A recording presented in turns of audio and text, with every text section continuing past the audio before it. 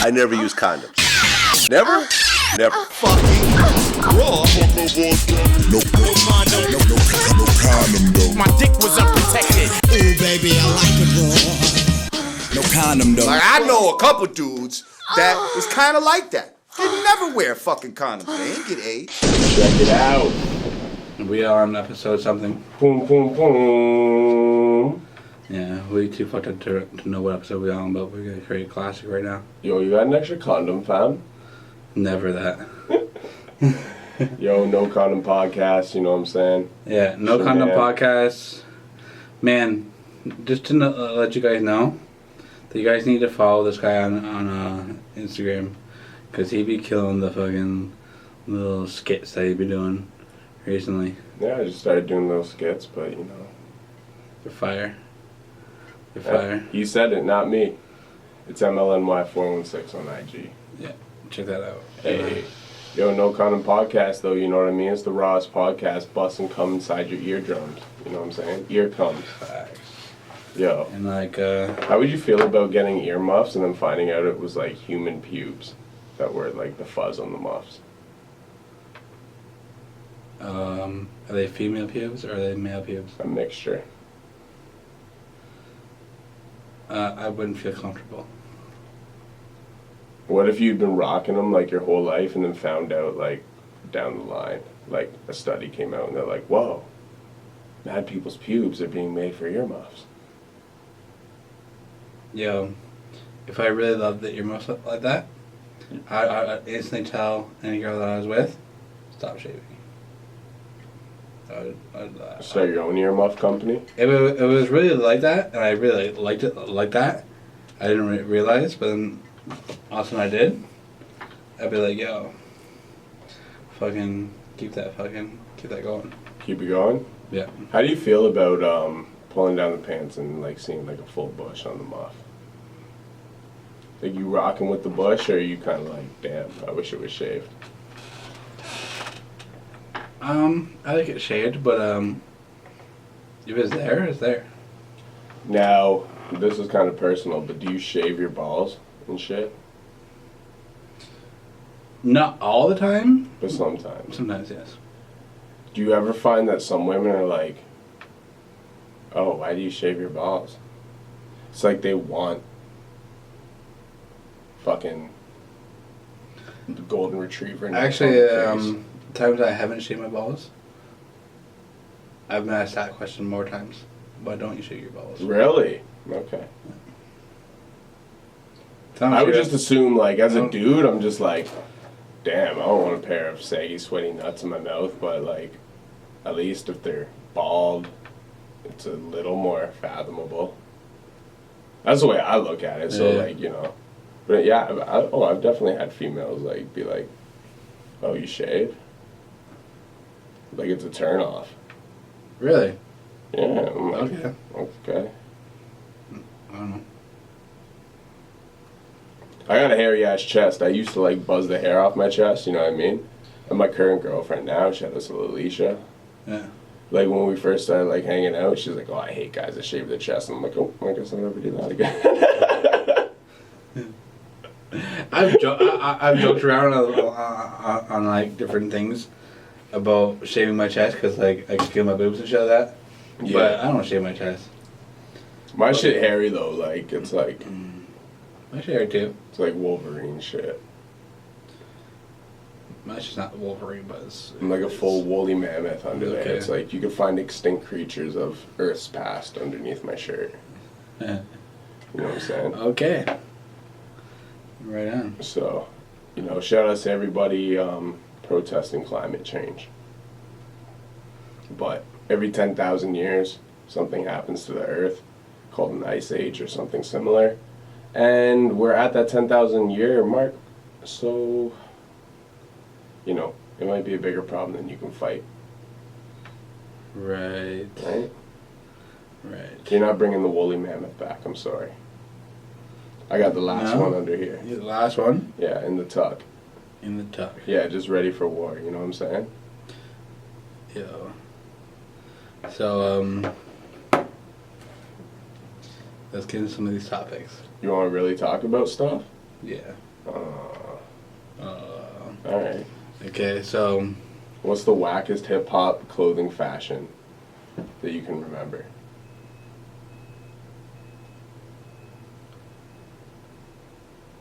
probably the super early 80s, like the Bambata and Well, like the funky, like headdresses and like all that extra shit. yeah. But they were trying to be rock stars back then. That wasn't really like hip-hop attire. Like, that's why Run DMC were so big, because Yeah, the 'cause, streets like, related to them, because they're like, yo, that's how, like, we dress. they're the first people that were like, yo, let's dress actually cool. Yeah. Make sure you're talking to the microphone Yeah. as well. Yeah, they were saying like, let's actually dress cool. And yeah, so I think Not even cool, but like how, like, well, I guess, yeah, that's cool. yeah, But, how, like, how like people the- would dress in Like how the hustlers would dress Yeah. and shit. yeah, so I think that early, super early. But see, I can't even equate that, though. That's not like a hip-hop swag, though, because it's like, when Melly Mel wore that shit in The Message, it's not like dudes were out on the streets trying to, like, dress like that. Okay, so you're That saying was them trying to blend so you're into saying, well, rock culture. You're saying what is the wackest Like hip-hop clothing trend. that people caught on to and started? Yeah, like, you know, like Bape or like, you know, to me, I would say like, you know, anyone watching this, if they have me on Facebook, they would have seen the post. But like I say, the NBA patch jackets, I say skinny and jeans. jeans, and the hats. I say skinny jeans because they're not comfortable. No, to be honest with you, like the skinny jeans might be a little much. You know, I got a couple pairs of like pretty skinny jeans. They're not comfortable. They are pretty comfortable, bro. Especially you get the stretch denim. Like that shit's comfy. Like They stretch out. I'm not gonna go that far. Okay, but yeah, the stretch denim, like the stretch denim's fire. I try on some. I try on some. A lot of the jeans you go to buy now, like, you know what I mean? Like, a lot of them are stretch denim. Like, you, like, I've gone jean shopping certain days and it's like, do you know what I really need? I just need a pair of, like, good black jeans. And they're super hard to find. Like, I can find, like, dark blue jeans. And I can find, like, this and that. But, like, just, like, a solid pair of black jeans is, like, difficult to find. And then, on top of that, the stretch denim. Like, everything's stretch denim nowadays. A lot of the shit. You think like one of the wackest trends, fashion wise, is the NBA patches? Yeah, like the full out patch shit. Like, remember when Banks was like, if that's your man, warn him. I got enough bullets in here to hit every NBA patch on him. Like, you know, like the official ones. Like, we're not talking like, because you were talking like race car fucking shit a little earlier. Yeah. But not that. Like, I'm talking about the NBA patch, like the official, you know, like it was like black jackets, black jeans, and black New Era hats, and they had like every NBA team patch on them just sporadically, randomly. The only thing I liked about that era was the coats. You like the patch codes? Like, I didn't like anything pants. They're hats, nasty though. Has just the coat. But see, and that's what I'm getting at with the skinny jeans thing too. Like, the end of the day, bro, like, I don't know, the baggy clothes swag was cool, you know what I mean? Like, I had 4XL shirts and shit like that, Yeah. you know? But, like, clothes that fit just look proper. Like, I was listening to old G-Unit tape Clothes this that week. fit. Yes, Like, yes. and there's- Hold on. There's a difference between skinny jeans and clothes that fit. Well, kinda. A pair of jeans that fit aren't really that much far off from skinny jeans.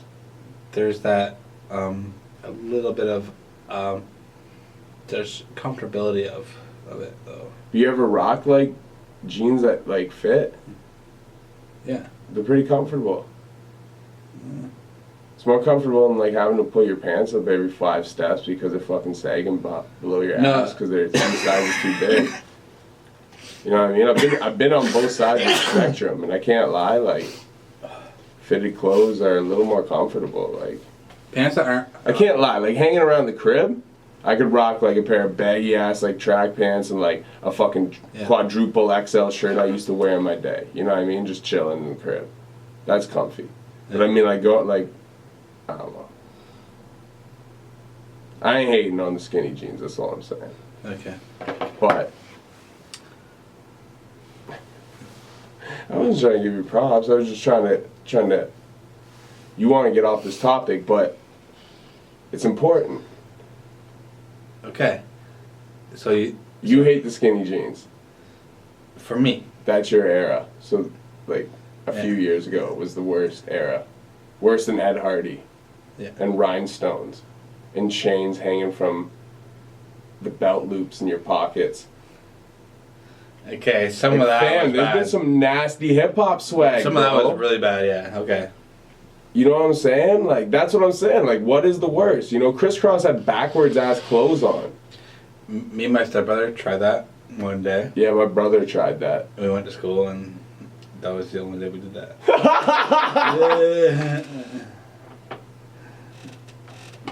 Yo, that's hilarious. That's the only day. That sounds like when I wore a bandana to grade school.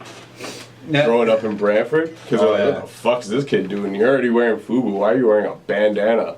Yeah. Oh, yeah. I got lunch meat thrown at me that day. And then I clapped those kids. Yeah, man, I don't know. But the point I was gonna make about the skinny jean thing, though, is the fact that, like, I was looking, you know, I've been pumping a bunch of old G-Unit tapes this week, Yeah. right? I can't remember which one it is, but it's one of the early ones. Like, 50 Cent is the Future, I think it is. Okay. But 50's on the front with, like, Banks and Yale. But 50's got a fucking wife beater on. Yeah. And then his jeans he's wearing, like, they're obviously baggy jeans. That was Yeah. a thing back then. But you can literally see, like, around his waist where, like, the waist is scrunched in from the belt. You know what I mean? Like, the belt is holding the pants up because they're so baggy. Yeah. And I'm like, man, that was such a whack swag. Like, I remember doing that back in the day. Like the jeans were too big because you wanted them baggy. So you had to wear the belt to keep them around your waist or around the bottom of your ass. And then there was, like, all scrunched in like a fucking girl's hair scrunchie, you know what I mean? Yeah. Around, like, it just looked nasty, bro. I'm like, yo, that was a pretty whack swag, I can't lie. Like, Yeah, that's pretty whack. you know, But speaking of G Unit, yo, so I think Game is the best thing to come out of G Unit. nah, man. Well, it depends. Actually, you know what? It depends. Because if we're talking about longevity, Yeah. Game has the best career longevity-wise. Like, he has the most consistent material. But if we're just talking about, like, monsters, and, like, especially when they were hot, like, Banks was the dude, man. Banks had bars, but overall song structure and doing shit, like, Yeah, but Game was better. Yeah, but Game's only shit he did with G-Unit, like, 50 structured a lot of those songs, you know what I mean? I'm just saying, like, even afterwards, like, Game, like, even his new song, West Side, is fire. Like, I thought it was pretty dope, but it wasn't, like... what? I don't know, man. Man, To be I bumped that honest song with you, so many times. It's fire. To me, West Side, West Side. Game has strong moments, but, like... in my opinion, he hasn't really put out an album that's, like... since the Red album. Like, the 1982 joint was cool. I wasn't huge on Jesus Piece. I know a lot of people like Jesus Piece. I was not huge on that Jesus album. Piece was fire. Yeah, I wasn't huge on it. But that's what was Jesus Piece was Born in fire. the Trap was on that, right? The Primo joint? No. I don't think Primo... Oh, no, that's on the Red album, isn't it? Yeah, the Red album's fire. I like Jesus Piece, though. I thought Jesus Piece was fire. I wasn't huge on it, man. To be honest, you know. I like Game, don't get me He has, wrong. like obviously, documentary and, like, classic Doctor's Advocate. Doctor's Advocate is good. What was the next one? LAX? Yeah, no, Doctor's Advocate is LAX dope. has... LAX is cool. I heard a lot of people hate on LAX, but LAX has some fucking dope shit on it. It does, but it's not to me personally, I would go like Documentary and Red Album are his two best albums. Like, Red Album is fire, and I feel like because it came out, like, I think that was the next one after LAX. But I feel like a lot of people slept on it because I don't think there was any big singles off it or anything either. But that album is fucking fire, man. Yeah. Like, Ricky and shit, and fucking the track, him talking to the officers, and like... But overall career of, like, Oh. like if you compare Game's best 20 songs to Banks' best 20 songs, Well, are we talking mixtapes as well, or are we just Yeah. talking albums? all songs. I put Game still. You know what? You can leave comments and, No. and say what you want to say, but No, you're right. you might actually be right. But if we're talking lyrically, like MCing, like being dope as like a fucking ill rapper, Yeah. I definitely think Banks probably has 20 tracks where he outshines Game on his best 20. Just lyrically. But you know what? Like Game, like 200 bars, I was bumping that today. Like that shit Yeah. is so fire. Yeah. He to break down, no detox. I'm comfortable, dog. Like them solo Reeboks right up under me, dog. And I feel like I done it before, sitting there, polluting the airwaves. Like oh my God, don't let Machiavelli fool you, homie. Thug in the corpse, pour out a little liquor for the loved ones that we lost. See, I ain't got the album, I don't fuck with the sauce, but I turn up my Eazy-E and let it bump in the Porsche. I mean, turn up my B.I.G. and let it bump in the... Oh my, yo, Does that like shit's Banks have a crazy. start from scratch? Cause Joe Budden told him I carry a gun in New York. And homie, that's strictly fact. He got ripped on wax, so he snitched just to get me back. Yo, does Banks have a start from scratch? Start from scratch is. You know what Banks fucking has though? Banks has classic Smile. But you know what? Game has Special. Yeah. You know what? Honestly, I feel blasphemous saying it because like Banks is so fire when he's on his shit. And like Game is fire too, don't get me wrong, but like Banks, like I'm not saying anything. Like I'm not saying like. if you're to compare the best 20 verses from each artist, like Banks definitely probably wins that. But yeah, you're talking about songs and artistry and albums, and I have to give it to Game, man. Like Game's catalog is probably better than 50 Cent's catalog, to be honest. 50 has one classic album. Massacre's dope with some filler shit and not even filler, more just whack commercial shit. They're saying on the Joe Budden podcast they were comparing the Game and Rick Ross and Yeah. and I'm sitting there the whole time I'm like Game. No, do you know what I respected at first is that Budden was giving it to Game, and then like it seems like Budden remembered like he's like, oh wait, me and Game aren't really cool. Yeah. He's like, oh, fuck that, Ross got it. Yeah, I'm like, yeah. yo, that's so trash, man. Because Because you were giving it to him. you were know giving what it I to mean? him, yeah. And you know, at the end of the day, whether you like someone or not, whatever your issue is, it's like you gotta rate a man if he's an MC. You know what I mean? That's it. You know what I mean? I feel that, yeah. You know, Budden was doing that at first, and then he kind of switched, and I was like, that's kind of trash. Because to be honest, I think Game is a better MC than Rick Ross. For sure. Me too. Like, Rick Ross is good, Yeah. but I'm a big Game fan. Game is dope, man. Yeah. I'm not like... And like even like people say like 50 Cent helped with a lot of songs, but Documentary is a super classic. No, Documentary is fire. Even the songs without 50, like Start From Scratch. Yeah. Start From Scratch is fucking an amazing song. I heard on a mixtape today that I was listening to, and it was one of the, like a track I never heard. I think it might have been Game rapping on the Unbelievable beat. Okay. But he said something about like Detox, and he's like, it ain't coming out because Dre gave all the tracks to me. And like back in those days, that would just be like a sharp, dope bar. You're like, yeah, it's dope, but you don't take it seriously. Yeah. But then after he said it, listening to it like 15 plus years removed, I was like, that might be true. Like, look at all the Dre joints that were on the Game's album. Yeah. Like Higher. Yo, Look out for Detox. Like, even Dre's on them shits and stuff, and it's like... And like 50 even said, he's like, you know, in recent interviews, old interviews, he's like, I helped write the Game's album, but he's like, I wasn't like, he wasn't penning his verses, but he was helping like with song structure and hooks. Yeah. And to go that far, like, you know, I don't know. He learned that shit. Just like the interview I did with Dustin, we were talking about the Fat Joe. Yeah. And Fat Joe said he learned from Big Pun a lot of shit, right? So like Pun was crazy. So Game was like 50 was saying he helped structure the shit, right? Yeah. Same thing. Fat Joe said after like he's like all the shit I learned from Pun, I learned the structure of shit like.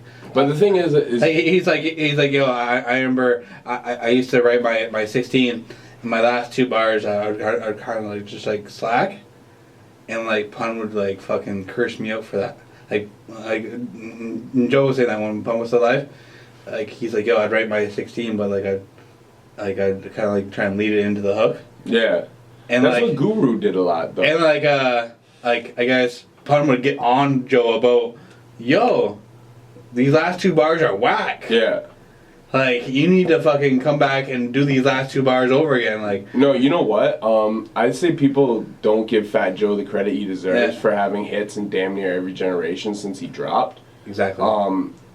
He's the only artist I can really think of that's done that. Busta Rhymes comes close, but he hasn't had a hit in a while. Legit, like Fat Joe's the only dude that I can think of that has actually successfully done that. Back in the 90s, if you were gonna say who would have hits for this amount You of wouldn't time, guess Fat I Joe. would never guess Fat Joe. No. And that's another dope thing about That's him. another dope thing about him. Do you like, know what yeah. about Fat Joe too is like what you're saying right now? It makes perfect sense because to me, like as a lyricist, Fat Joe was in his prime when he was around Pun. Yeah. Oh yeah. Like some of his best verses come out from that period. Yeah. Even like Before Pun and after Pun, you know, like Flo Joe and shit like that. It is dope. Yeah. You know, but it's like some of Joe's best material, the majority of is like lyrical verses. But after Pun, like even the shit on like Lean Back, like he learned the shit from Pun and then did Lean Back. Yeah, but still shit like that, like he wasn't. It's almost like he didn't have that dude. It's like if I was to lose Oasis, Right. then I would be able to start slacking on certain parts and elements of bars of songs as Right. long as the focal point of the song, like the hit, got made. Yeah. You know what I mean? But as long as like someone like Oasis is in my corner, I can't do that. He's gonna be like, that's So if that trash. ever happens, shout out to Oasis. No, exactly. Yeah, but that's like that's what I see like Pun Yeah. with Joe. You know what I mean? It's like Yeah. like Joe had to be sharp around he had to be Pun. sharp. Like even like on Twins on the cover, like I feel like Pun just wrote that joint and told Joe what to rap. you think so on that one? I don't know, but I feel like no, because Joe was the wacky with the sub. He said that in another verse. Is it Firewater or Okay. I don't know. Joe repeats that shit in 2 different songs? Even like Joe said on an interview, which I after he said it, I was like, I almost kind of agree with him. He said one of his best verses was on the Big L joint. Oh, The Enemy? Yeah, I didn't hear that, but that's facts. yeah. Hey yo, enough's enough. Federal really rats trying wanna to cuff set me me up, up, put yeah. me in cuffs of trust while I'm in the dust. Plus, they wanna, but they know that Joey Cracker never rat a cat that he know. That before the sun up. Oh my god, it almost killed his mama, so I'ma keep doing what I'm doing. Like even when Till there's enough cream to stop my even whole like they bring it union. up, like what was his best verse? I honestly thought he was gonna say something with Pun, but he said his starting with Big L. No, straight up, that is Yeah. one of his best verses. Yeah. Show these kids how legit it is. Shit is real. I used to steal it. Now I own several businesses. So where's the witnesses you claim and have? Saying that I'm taking half, extorting New York and not paying tax. Oh my god, yeah. Yeah. Joe is nice on that. But Yeah. that's what I'm saying, man. And I think Pun was still around at that point, wasn't he? Yeah. Pun was still around. You need a dude around you Yeah. to keep you sharp, man. Guess what? Pun died in 2000, and L died in 99. Right? Put it this way. Yeah. And it's no disrespect, because I love Busta. But if Busta kept, like... Even if he kept Rampage around, but probably like more so I'm thinking, like... If he would have kept Rod Digga around... I don't know if A-Rap Money would have ever came out, and if it did, it probably would have been a bit different. Yeah, how do you think Busta feels like this, like a, subject about watching the Rakim interview when on Breakfast Club, and Charlamagne said to Rakim, "Yo, who are some people that like you fuck with afterwards?" Well, no, do you know what And I thought was dope? he brought up Busta. He also brought up Sadat X, Yeah. who I interviewed like a week and a half before, and I was like, fuck, I wish this came out. Yeah, You know what I mean? Oh, for sure. That That would have been. Maybe I'll set up another interview with Sadat and ask him about that. But no, you know what? That's one thing I really respect about Rakim is like most dudes, it's like, I've interviewed Cool G Rap, I've interviewed, some lyricists. And a lot of times when we're talking about like favorite artists, like Cool G Rap, it's all technical dudes. Like Big L wasn't even on his top list because the dudes who are on his top list are like super technical. You know what I mean? Like Eminem's on there, I think Rakim's on there, I think I don't even think Biggie's on there. Biggie might be on there, but I don't think Pac. Either way, there's one of the two. Pun. Pun was on. Yeah, exactly. But you know what I mean? Like super technical dudes who were ill and got the point across and were technical. Yeah. You know what I mean? Like that's his favorite list. You know what I mean? But that's what I respect about like Rakim. It's like the most lyrical dudes in hip hop to follow him. He's their god, and the shit he likes isn't even like. He's like, I don't. It's almost like he's like, I don't even like people doing the kind of vein of hip hop that I do. Almost like lyrical, like the syllable, like you know all that. It's like he's almost like nah. Like I prefer listening to dudes who are like unorthodox out of the box. That is like, something different than what I was doing. Like I wouldn't even think of that. Which is crazy because Rakim lyrically, if you listen to him, you would think he would only appreciate the most lyrical shit. Because like, once upon a time when the scenery sets, you've seen stress. But, streets a matter of life and death, no regrets. Life is strife with special effects, neighborhoods full of reps, cities and projects where the young cadets get stripes from the vets and comrades quest to be the next to finesse. Like, what the fuck? But on the other hand, you'd think like he would appreciate people that did something different because when he came in, everybody was rapping that 80s flow. They're kind of doing the dun dun dun. Yeah. Dun, dun, dun, dun, dun. So like he's saying like Buster and shit. Like he's saying like, yo, Buster just changed. Like he did something that other people weren't doing at the time. See, but do you know what? I guess that's the separation too, right? Like that's one reason why I love Rakim is because not only like you know definitely Rakim's a fucking are his flows sharp, in pretty well every period of his career, but it's lyrical. You know what I mean? And that's where I draw a line of separation. Like I love Sadat X. You know what I mean? I love Busta Rhymes, but I don't like praise their lyrics as I do certain other artists, you know what I mean? Because it's like a dude who can be technical and get the point across, to the masses it might not be as effective as somebody like, I don't know, you know what I mean? But like someone else who can get the point, like a 50 Cent, you know, who can get the point across without being overly technical. Right. You know what I mean? Yeah. Which is cool. I get that that's what the majority of people will gravitate to, but to me, like, the one thing I always found bananas about Big L was that even if the scheme carried for 4 bars or 2 bars, whatever, when the next sentence came in, like 80-90% of the time, it was like the thing he rhymed with started the next sentence into the next rhyme scheme. You know what I mean? So it's like... Oh, that was phenomenal. Like, what am I trying... Like, I don't know. I can't think of a proper verse to even give the example right now, you know what I mean? I thought of 2 verses, neither of them actually did it. But L did it a lot, like, kind of tired. Big L about to... Fuck all the glamours and glitz, I plan to get rich. I'm from New York and never was a fan of the Knicks. And I'm all about it, spanning my chips. You're mad because I was in the van with your bitch with both hands on her tits. No, you know what? Maybe Big L never did it that much. Maybe I'm more thinking pun. I don't know, but either way, it's like, there's certain levels to lyricism where it's like, whoa. You know what I mean? Yeah. And if you can be good and convey a message and be lyrical, that's where with me, like you get ultimate stripes. You know, like to me anybody could flow really cool, but say nothing. That's why Pun's so like high to me because like you said the technical part. But you also had a couple like fun tracks. I remember we were talking about how you weren't too big on still a player. No, because I'm not a player. Yeah, I like that too. But I still not a player. Cause you're my darling, darling baby. It was a fun ass track. Yeah, but you know what? You know, like you can have fun like listening to that. That's probably why I'm not a player. For one, just the OJ sample is so fire. But it is. Oh, but Pun just absolutely destroys that beat. Like, how's the second verse? Like, my torture chamber, put your fingers on my balls. Like, I bring the pain on method, but like, yeah.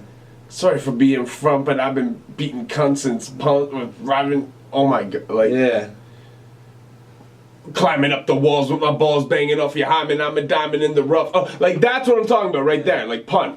Yeah. Off your hymen, I'm a diamond in the rough. Oh, like you know what? He carries what he ended the last shit with into the next shit. You know what I mean? Like that's right there. That is lyrical.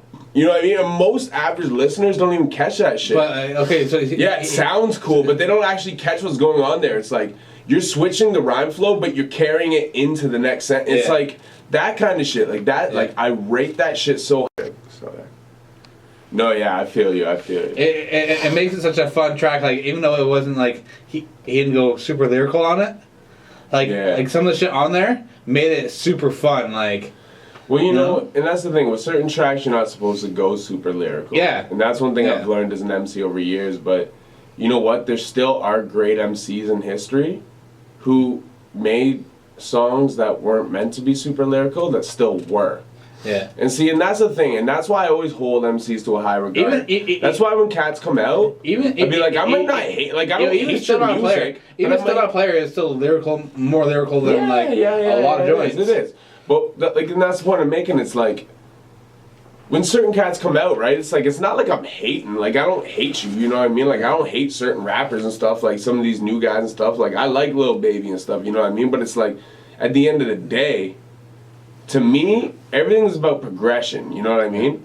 Now there's one thing I heard back in the day in an interview. I can't remember who said it. It might have been George Clinton, but I remember someone said. And it was kind of like the birth of the funk movement. But they were basically like, yo, once Jimi Hendrix came out, they're like, no one could top it. Like, it was so artistic and so intricate ahead of its time. That they're like, we basically had to go back to bare bones. Just fucking making basically catchy rhythms with chants. Like, hey, hey, ooh, ooh. You know what I mean? Who was it? Was it George Clinton? Talking about somebody was saying something like that. I think it might have been that because it had to do with the start of like the funk movement. Yeah, but that's basically what they said. They're like, yo, it got so intricate, we had to take it back to bare bones. Yeah, and that's where I see hip hop right now. Like, and you know, because we're white, this might be an issue or people might disagree. But I've said this on Toronto Talks. I don't know if it's on record or off record after the show, but I've said to them like. That's what happened to hip-hop. The problem is that Elvis Presley of hip-hop, Eminem, was the one to do it. He was the one to come out and be overly successful, crossover dude, but be so lyrical that it almost... Like, hip-hop almost had to go back to bare bones and rebuild again. Yeah. Because a lot of dudes, especially the ones who were selling records, they weren't topping Eminem. And I'm sorry, like, yo, Hove is amazing. One of my favorite rappers of all time. Nas, amazing. But, like, verse Eminem in his prime? Yeah. Like, you know, like, some dudes will say, dudes will say Eminem didn't kill Renegade, and it was even. But it was not even, man. You know, Hove did good. Hove's verse was dope, but it wasn't. Like, bro. I had to hustle back to the wall. Ashton Ducks, not a dollar spent, not a thing. Not like, sorry, you can't come with like your kind of semi-knockoff big flow when M's going, since I'm in the position to talk to these kids and they listen, I ain't no politician, but I kick it with them a minute because if the shoe fits up where written. Like, yo, like, when you hear that, and the thing is, the song was already a song with him and Roy. So Jay-Z knew Eminem's verses. They weren't even re-recorded. Yeah. They literally cut out where he says Royce is the king of Detroit. He goes chicken and this and this like as if he's like referencing Jay-Z there. You know what I mean? Like he didn't even re-record his verses. So Hove knew what he spit. Yeah. And for Hove to come on with that, I'm sorry, but fam, you got smoked. And it's just like the people who say that Jay took it with Takeover over Ether. I think like from a technical standpoint. I think the only person that really could have like really competed with him at the time if Pun would have stayed alive. Who, M? Yeah. Yeah. Oh, 100%. Pun could have went with him. Yeah. Big L could have went with him on a different level, but not on that level. But you know what? Like even me, like I said, I've been going back. I was listening to all these unit radio mixtapes today. Like I remember thinking Bump Heads was such a fire disc. Like Eminem on it, like listening to it today, and I still know the words as a grown man. Yeah. Not hearing the song for like 15 years. For sure. You know shit like I know shit like sit the throne. Yeah. I'm better off just left alone, and I ain't even trying to go there with record sales. I'm just trying to keep humble and respect myself. Say what ups to keep stepping in this rep D12 and keep my nose clean. Stay away from repping jail and living reckless. But if you would check my belt. Something else I use to protect myself, this vest, as up and deflect your shells and send them back faster at you than you left your barrels. Like, it's sick, but it's like, when he actually disses Ja, like, he doesn't really body Ja. No. Me and Haley we like you. Yeah. You don't want to start no fight, dude. Come on, dog. You know the white boy, I bite you, I hurt your pride, dog. And you know I don't like to, but I will if I have to. Syllable laughter, syllables, I just slap you, killing you faster, and then you're popping pills after. All the pills and the tabs and that shit you want. In the meantime, Eminem's doing the same shit. If you want it, we got it. You pump the shit too. If we ain't dish, you want it. When we lock arms, we could charge harder than Buster. It's really, like, he didn't really smoke them. No. Like, Eminem smoked Benzino. Oh, for sure. Eminem went hard at Everlast. Yeah. But, like, to be honest, as far as Ja Rule goes, Yeah. he really didn't smoke Ja. No, he didn't. And like, so many people like put like Like, Ja's bar to Eminem. You claim your mother's a crackhead and Kim is a known slut, so what's Haley gonna be when she grows up? Like, that bar alone might be better than anything Eminem spit at Ja Rule. Yeah, I agree. Like, and Em had some fire verses at Ja and shit, you know what I mean? Yeah. But realistically, the shit he said, That line right there is probably the hottest line in the Eminem Ja Rule battle. yeah, now if you include 50 and stuff, I don't know if that's the hottest. But just But it might be even, like, just Ja and M. between Ja and Em, that's probably the hottest bar. Yeah. It probably is. Like, that line is fire. Yeah, That sure. whole Loose Change diss is kind of trash, but when that beat cuts off before he drops the fucking Made You Look beat, and he says that, like, that is fire. And then even the song they sampled it on is not Bump Heads, the other one on the Green Lantern tape, but it's all like D12 and shit dissing him. Eminem like isn't even on it. It's like, aha! He like does the intro, but I'm pretty sure everyone else disses Ja Rule, not even Eminem. Yo. A song that I really fucking like is that New York. Got 100 guns, 100 clips. That one? Yeah, That's like a joint. I like that. Clapback was fire too. That's the thing. Like, me and my boy, and shout outs to Basil. He knows who he is. The Baz. Our earliest rap group, the first rap group I ever started was called Dirty Fire Rap Group. Yeah. Baz was part of it, but we used to just chill at his parents' crib before they would get home from work when we'd be done school because he lived right over the bridge, and we would just bump like CDs. Like, this is before like you even had like internet access and you know what I mean. So we just bump CDs and freestyle over the songs. Yeah. But he had that Ja Rule Blood in My Eye album. Okay. And I just remember I was pumped because, like, we all were riding with 50 and shit, you know what I mean? Like, we were with it, but he wasn't scared to go get the Ja Rule album and be with that shits, too. And I was happy because I was like, Clapback's hard. Yeah. You know what I mean? What else was on that album? Was it, was the Bobby Brown joint on that? Or was that the next album? The Last Temptation. The Bobby...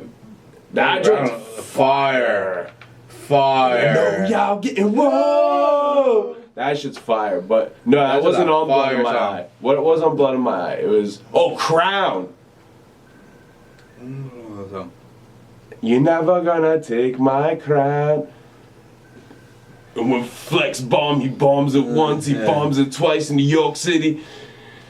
With shit to the masses, I got your attention like J-Lo's ass. Like, yo, that shit was fire too. Like, yo, but we used to just play that CD and like whatever else he had, you know, like 50 Cent, whatever else at the time. But we would just play the CDs and rap over the lyrics, but like freestyle. I don't know, like there's a thin line of like my age and like the people like, because I remember certain people that were just a little bit younger than me were like all 50 Cent and was like, yo, Ja Rule was trash.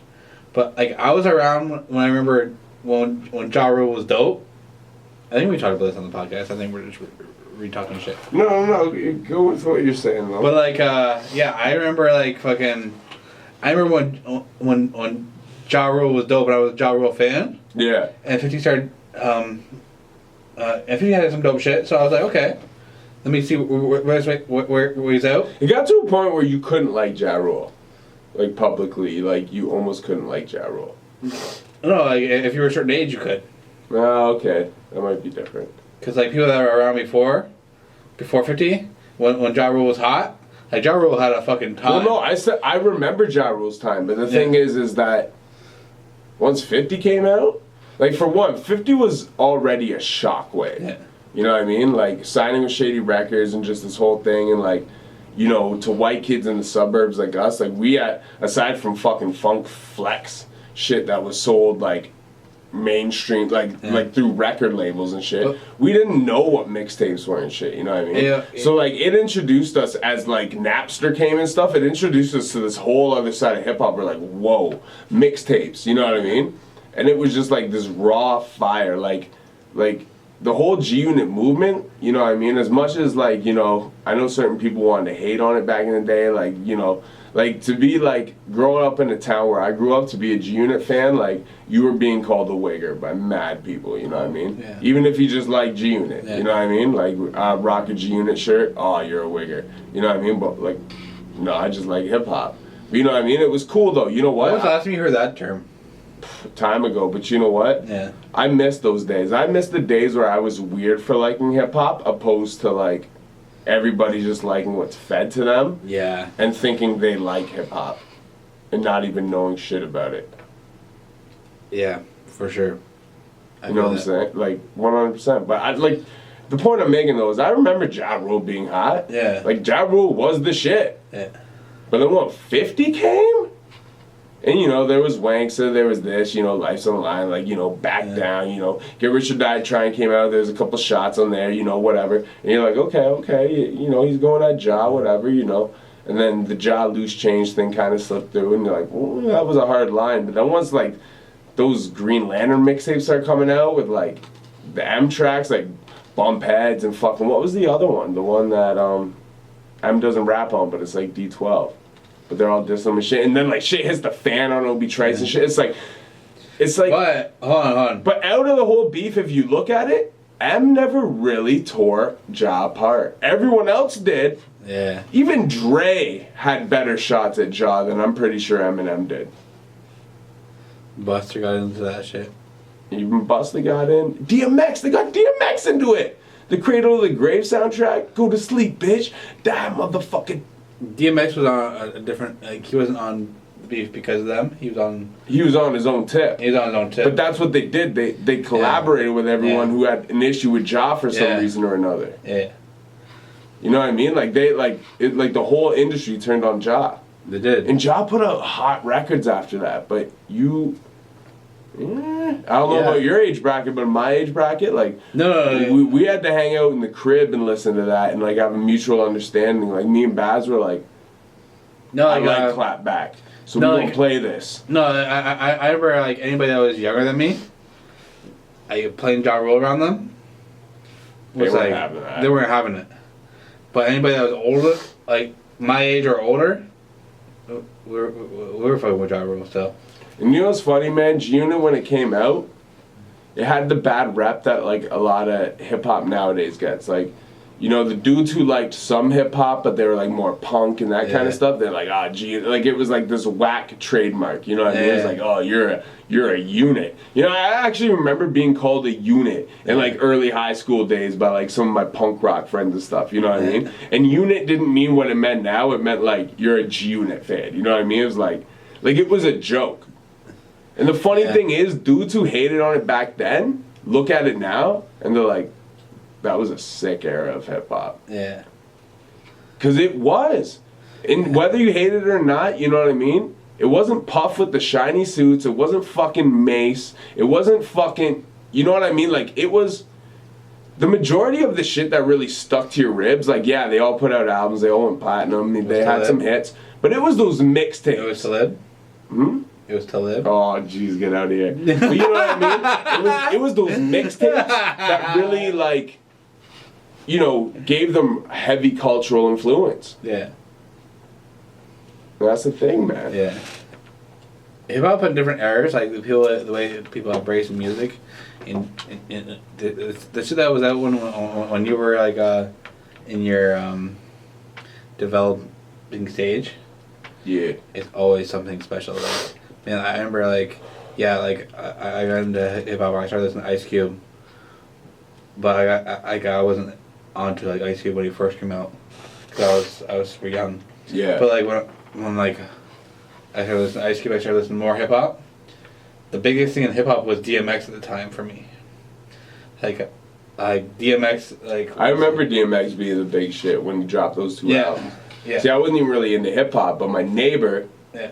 DMX was the biggest thing for me. Like my neighbor at the Cody time. Drinkwater, his older brother Blair Drinkwater. Yeah. For some reason, when I was a kid, he took a liking to me, and we would hang out. Like Cody was closer to my age, but Cody was too cool. Yeah. But Blair would like hang out with me. So he would like, you know, oh, come over, come swing in the pool and shit, you know what I mean? Yeah. We'd hang out, and he would be playing like these DMX albums. I'm like, what the fuck is this shit? You know what I mean? But like, that was the year he dropped the double shit, you know what I mean? And like, that shit was big, you know? But yeah, DMX was the fucking biggest thing. Like those eras in hip hop were crazy though, bro. And that's the thing. Even with DMX, it's like even when G Unit was hot or starting to pop off and stuff, like. Yeah. DMX still put out some of his best material. Like, everything from his first album up into Grand Champ is absolute fire. Yeah. Like, every one of those albums is fucking great. Oh, for sure. Grand Champ is great. The Great Depression is great. Oh, for sure, yeah. And Then There Was X is great. Yeah. And to be honest with you, I think maybe one of his worst albums in that whole span of time... Flesh My Flesh? It might be Flesh. Yes. The first one was... I agree. It's Darker Than Hell Is Hot. Yeah, and then the second was Flesh. Yeah. To be honest, like on Flesh, the only shit I like... And Then There Was X was better than Flesh. Yeah, 100%. Yeah. Like, Flesh, the only shit I really like on it is... And Then There Was X is a classic. It's like Slippin' and... People don't realize, like... how Phil Collins joint is on. You never hear people talk about how much of a classic and then There Was X. Man, I just remember the first time I got that CD, I was like 7 years old. No, wait, because that came out in what, like 99? Would that have been 99 or like 98? He came out with the two albums in 98. So it would have been 99 for And Then There Was X. 99 or 2000, somewhere in there. I think it was 99. It might have been right after that, yeah. So I had that like the year it came out, like when I was like 9 years old, maybe 10, like maybe a little later, you know what I mean? But like right around that time, bro, for one, Party Up. Yeah. Like one of the most classic party joints in hip hop history. Oh, for sure. Like that could still go off today. The only people that's not What's going... my motherfucking name? Anyone younger than 30, maybe even 28, 27, that might not go off. What's my name? Oh my god. That's the fucking shit I be talking about. Half rapping ass motherfuckers. You think it's a game? You think it's a fucking game? Yeah, you hear the DXL with locks and shit. Yeah, you hear what Irv Guy said about that. What these bitches want? No, Irv Guy said about that. You think it's a fucking game? So like that song, everybody was in the studio and he wasn't there. And like they actually had recorded his verse, and everybody else that was there was like, yo, that's fire, that's fire. Everybody watching him was like, no, you can probably do better than this. And like, X, like when I guess that wasn't on the original track. You think it's a fucking game? Like that wasn't on there. And so he was like yelling to Irv Gotti saying that. He was looking through the glass, looking at Irv Gotti when he was saying that. He was like, you think it's a fucking game? You think it's a fucking game? Come on! Yeah. Oh my god. So he's looking at everybody when he's saying that, and then that verse was like they kept that verse for the record. Because he killed it so hard, like everybody else in the studio was like, yo, X, you got that. That's fucking crazy. But everybody was like, nah, like that's fucking crazy. You should probably go and you know what? And that's the type of shit in hip hop history I love knowing. That kind of shit. You know what I mean? It's like it's like how Nas, you know, New York State of Mind, Primo's told the story a million times. It's like, yo, I don't know how to start this. Yo, rap is a monkey flipping with the funky rhythm. That was the first take, him reading it off the paper. Yeah. What a lot of people regard as one of his best songs of all time. With people like in the booth with him, like the whole crew was in the booth with him. Reading it off the paper. But the whole crew was in the booth with him, and like they were just like, yeah. Like, that's the shit I love, bro. That's the shit I love about hip hop. And you know what? Unfortunately, you don't really get that anymore because everyone records personally at someone or so-so's house or whatever. But, you know, That's one thing I think is really important. Stories like that, like, yeah. When you got people you rock with, I think it's important to have people around when you do certain things in certain moments, because that's where you get those stories. I think we talked about this. I think my best verses ever ever done was my I'm Broke verse. But when I was in the booth recording it, Burns was like, "No, that's not it. Yeah, Re-record it. Go back in." And he made me keep on going, go back in and re-recording it and making sure I got it right. And you know what? And now when I listen to it back, I'm like, I fucking love him for that. Yeah. I'm like, man, thank you for making me go back in when I didn't want to do that. Yeah. I didn't want to keep on going back in the booth and recording that that verse. But thank you for making me do that. Like, you know what's crazy? You know? And it takes you time to learn that that's important. But like when I used to record with Dante, there's numerous songs where he was like, "Yeah, I think you could do that better." And sometimes I would. Yeah. But a lot of times I would have so much material I just wanted to bang out. Yeah. I'd be like, "Nah, it's good." And I go back and listen to certain songs, and I can actually remember him telling me, "You could spit this better," and I listen to them, and I'm like, this would have been such a fire song if I spit it better. Yeah. Like the Blame Game. Yeah. Blame Game. Great example. I like that song. You like it, yeah. But how much better would it have been if I knew the lyrics? Right. You know what I mean? It's like so much material. It's like you spend all this time writing it and putting in, but then it's like when engineers don't get the credit. You go to knock it out. No, they don't get the credit. But you know what? And the thing is, and I apologize to Dante because I love him, and he was the first person to really ever give me my sound. But I don't think really ever started listening to engineers telling me I could do better until Innocence had the studio. And once he had like the serious studio and he had like graduated Metalworks and stuff, I was like, I might not agree with you, but technically you know what you're saying. Yeah. And it's the same thing now. Like he's been engineering the next two singles I'm putting out, which is Foundation and Midas Touch. He's been engineering these songs for the last month and a half. And he'll work on little things in between, like different tracks and stuff, but he keeps going back to them every week or so and tweaking little issues he has with them, sending them to me and being like, "What do you think now?" And like today, we had a little conference call. He's like, "What do you think?" And I'm like, Foundation, I'm like, you know, the issues we talked about last time, the bass line being too low, the hi-hats being too quiet, that's gone. They're perfect now. I'm like, the only issue now is that my vocals and the sample, I feel are on the same frequency and they're clashing. And he's like, "I felt the same way too." He's like, but you know what I mean? It's like a dialogue you have. Yeah. And it's like, but, you know, and even though he's not there when I record it, it's just, you know, it's very important to have people in your corner who know what's best. Yes. You know, like I agree. He was working on a song for me called "In the Rain" featuring Jordell. It's probably like the hit song I've ever made. I've showed you a rough version of it before. Yeah. But it's like the hook is phenomenal and stuff. I sent it to him. I sent him all the stems and stuff. And he was editing it and he kept sending it back. And I'm like, the shit sounds off. You know what I mean? And it got to a point after like a week and a half. I'm like, yo, I think I exported it with all the filters on it. Maybe let me export it raw. And I was like, but also I think I could rap it better because I was reading it. I was like, so let me know what you think. He worked on it a few more times.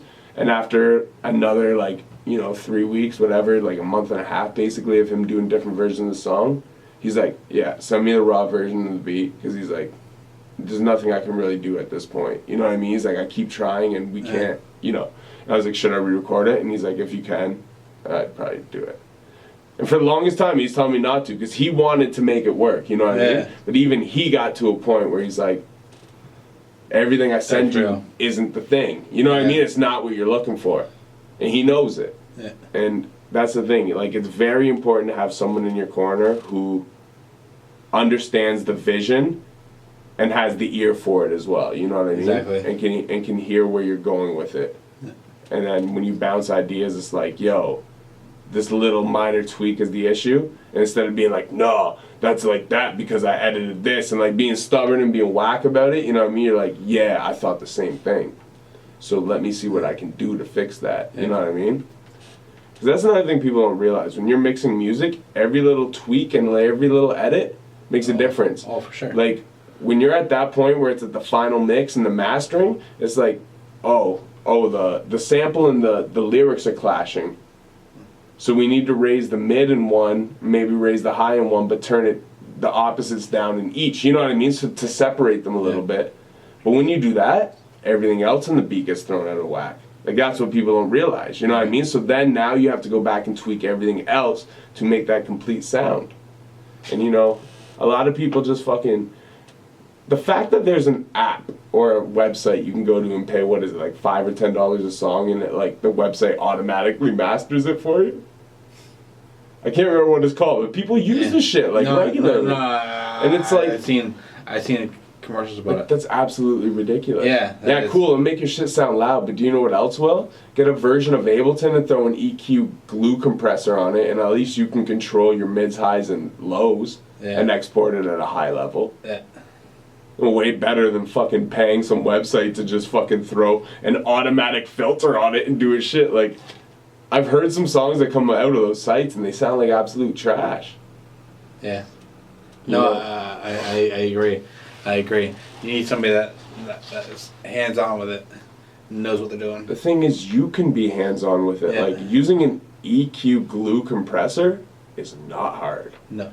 And it basically will master your song. It won't do it professionally, but it will raise your volumes. And then all you basically have to do is tweak your highs, mids, and lows, and another mid channel. There's 2 mid channels, a high and a low. And all you have to do is tweak them to make it sound as close to the original as you wanted while it's expanded sound. And then basically tweak your volume levels and export it, and it's much louder. Like, I've taken songs from YouTube that are old school rap songs that play too quiet and just mastered them myself. Like, just so they sound equal. Like, when I have a playlist playing at home, I don't have to go fucking, you know what I mean? Yeah. Go crank the stereo up from one song, run back to the other room, and then come back to crank it down before the next song comes on because it's going to blow my speakers. You know what I mean? Yeah.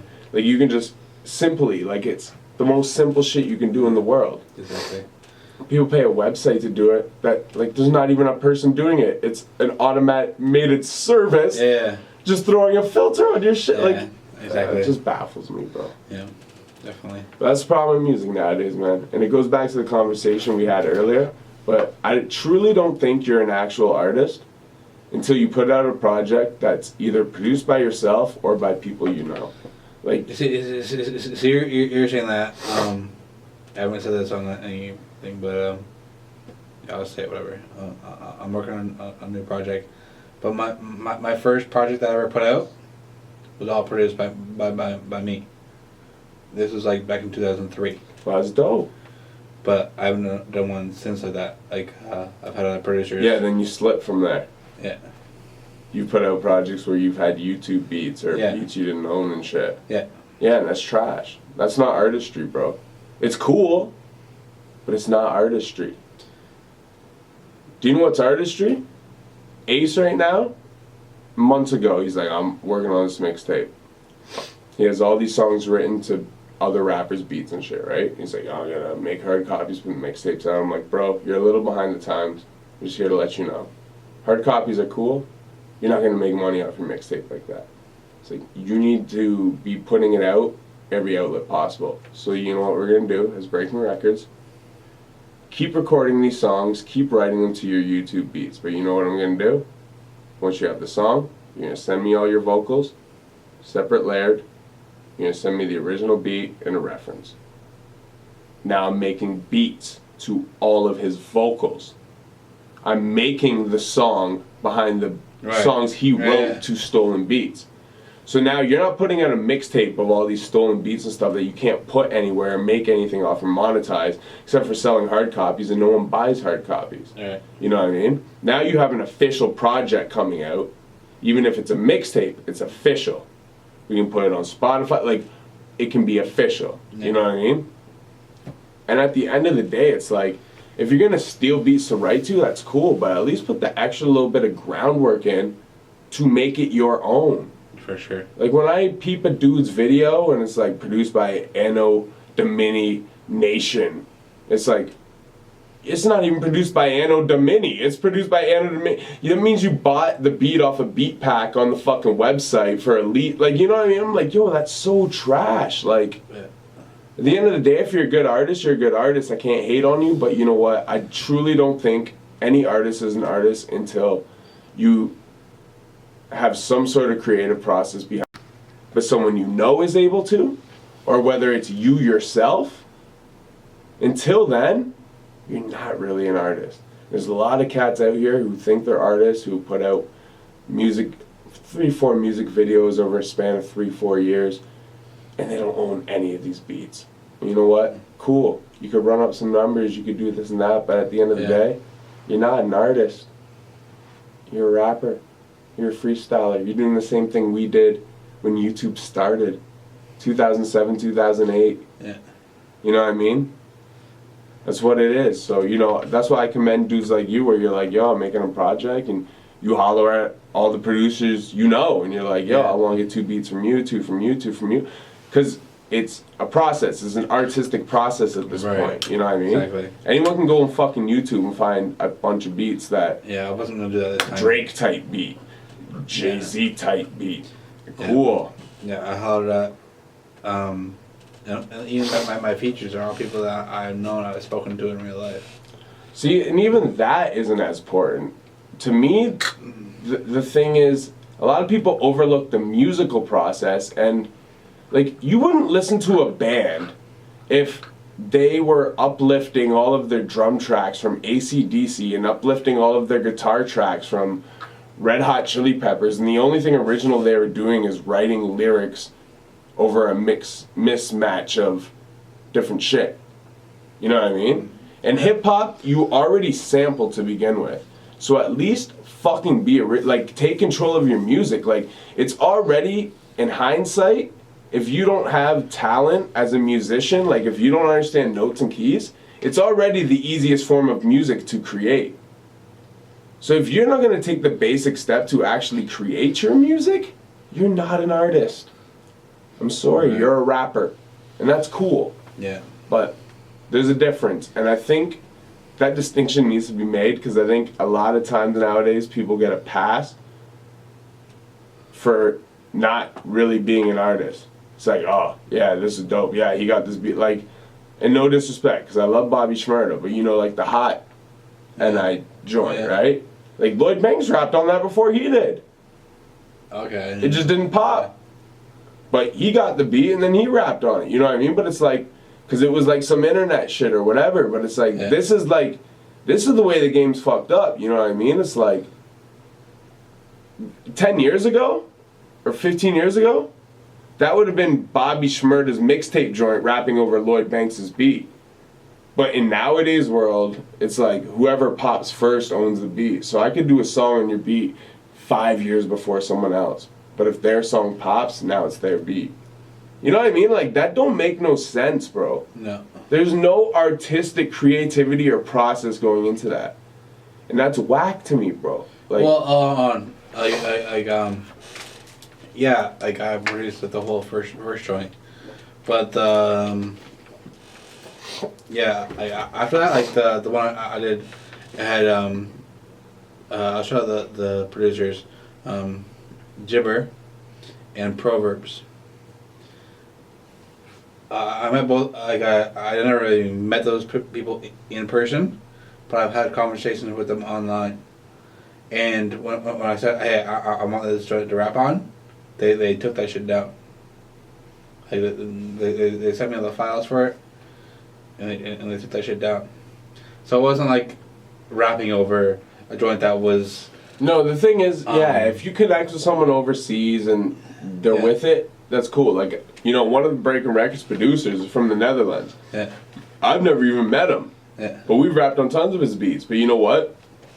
Yeah. They're our beats. When we rap to them, it's ours. You know what I mean? But that's still the same. That's exactly what I'm getting at. It's like, you don't have to produce your whole album, or your boy doesn't have to produce your whole album. But you know what? It has to be an effort. It's like, I have a beat from Classified, but you know what? No one else raps on that beat. That's my beat. Yeah. You know what I mean? I have a beat from Lex of MP.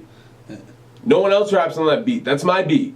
You know what I mean? It's like, that's the point I'm getting at. It's like, even in the odd time, like, and the higher up you get signed to labels and shit, then all of it's just buying beats from producers and shit, and I get that. But, on a ground level is more so what I'm talking about. Like, if you want to be an artist, then be an artist, And whether that means you have to learn how to make beats or you have to learn how to establish connections with people so you can get beats from people without paying $100 every time you want one, that's on you.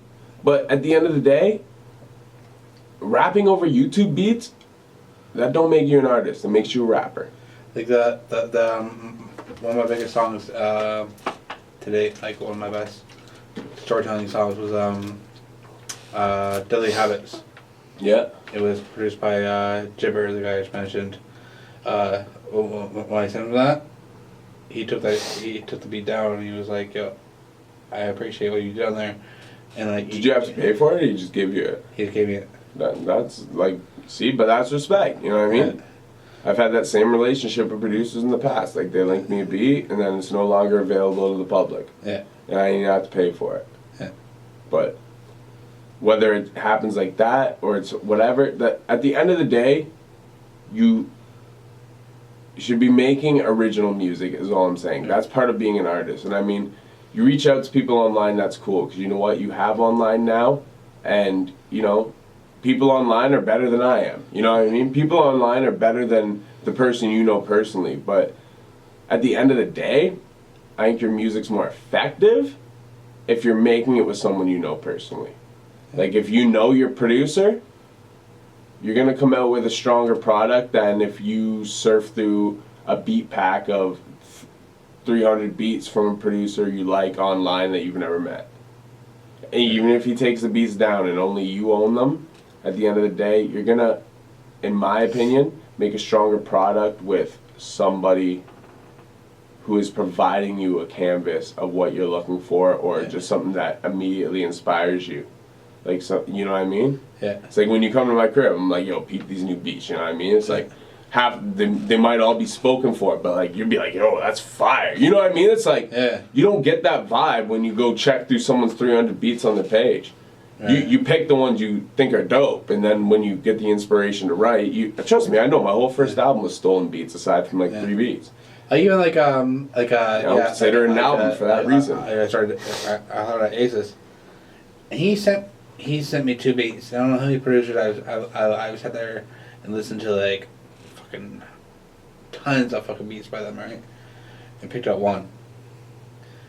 He knows me, like obviously. What, he sent you 2 and you liked them both? Yeah. Do you know what's funny too? Because he always tells me when he's talking about like working with artists, he's like, yeah, so I'm gonna send them these 2, and I'm like, bro, you can't just send an artist 2 beats. I'm like, just because they're the beats you think they'll like, they might not even like them. But do you know what's funny? Now you're saying the contrary. You're like, no, he sent me 2 beats. I was actually like, I was like, oh, I want to sit down with you. It's even like me. You asked me to make a beat for you. Yeah. I made 4 drafts and sent them to you and told you to pick. Yeah. You know what I mean? It's I can't just sit there and be like, I'm gonna send you these and you're gonna feel them. But I mean, maybe you can. But like, I don't know, but he knows me personally. We've had conversations. Yeah. And he's heard the music that I've done in the past. He sent me these 2. I like both of them. I was actually kind of like shocked. I was like, when I was first talking to him. You're expecting a beat pack, first of all. Yeah. You're not expecting just 2 beats. You're like, this is what you get. Yeah. You're kind of like, oh, this is whack. And then you peep them, you're like, I actually like them. Yeah. That's exactly how it went. I was like thinking, I want to sit down with you. I want to hear a bunch of beats. Yeah. And he sent me 2, and I was like, you know what? I actually really like both these beats. That's crazy, man. But you know what?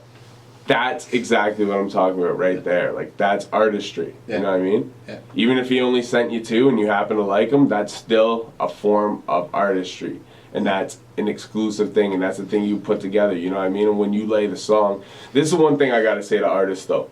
One thing I'm fucking sick of, that artists never fucking do.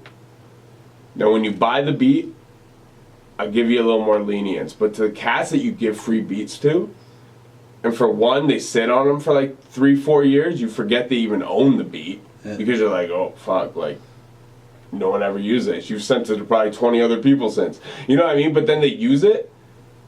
But then one day you just get like a tag on social media and it's like, yeah, song produced by Maloney.